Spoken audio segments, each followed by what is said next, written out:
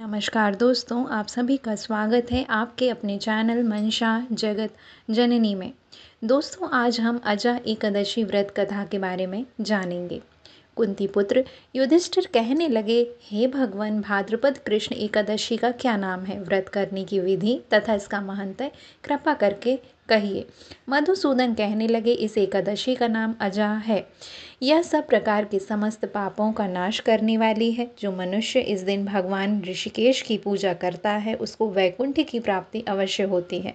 अब आप इसकी कथा सुनिए। प्राचीन काल में हरिश्चंद्र नामक एक चक्रवर्ती राजा राज्य करता था। उसने किसी कर्म के वशीभूत होकर अपना सारा राज्य व धन त्याग दिया, साथ ही अपनी स्त्री, पुत्र तथा स्वयं को बेच दिया।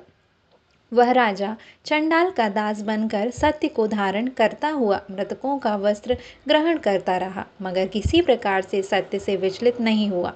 कई बार राजा चिंता के समुद्र में डूबकर अपने मन में विचार करने लगता है कि मैं कहाँ जाऊँ, क्या करूं जिससे मेरा उद्धार हो। इस प्रकार राजा को कई वर्ष बीत गए। एक दिन राजा इसी चिंता में बैठा हुआ था कि गौतम ऋषि आ गए। राजा ने उन्हें देखकर प्रणाम किया और अपनी सारी दुख भरी कहानी कह सुनाई। यह बात सुनकर गौतम ऋषि कहने लगे कि राजन, तुम्हारे भाग्य में आज से 7 दिन बाद भाद्रपद कृष्ण पक्ष की अजा नाम की एकादशी आएगी।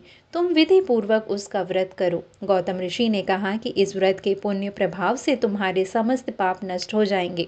इस प्रकार राजा से कहकर गौतम ऋषि उसी समय अंतर्ध्यान हो गए। राजा ने उनके कथानुसार एकादशी आने पर विधि पूर्वक व्रत व जागरण किया। उस व्रत के प्रभाव से राजा के समस्त पाप नष्ट हो गए।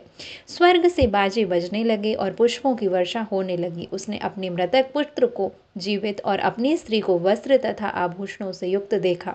व्रत के प्रभाव से राजा को पुनः राज्य मिल गया, अतः वे अपने परिवार सहित स्वर्ग को गया। हे राजन, यह सब अजा एकादशी के प्रभाव से ही हुआ है। अतः जो मनुष्य यत्न के साथ विधि पूर्वक इस व्रत को करते हुए रात्रि जागरण करते हैं, उनके समस्त पाप नष्ट होकर अंत में वे स्वर्गलोक को प्राप्त होते हैं। इस एकादशी की कथा के श्रवण मात्र से अश्वमेघ यज्ञ का फल प्राप्त होता है।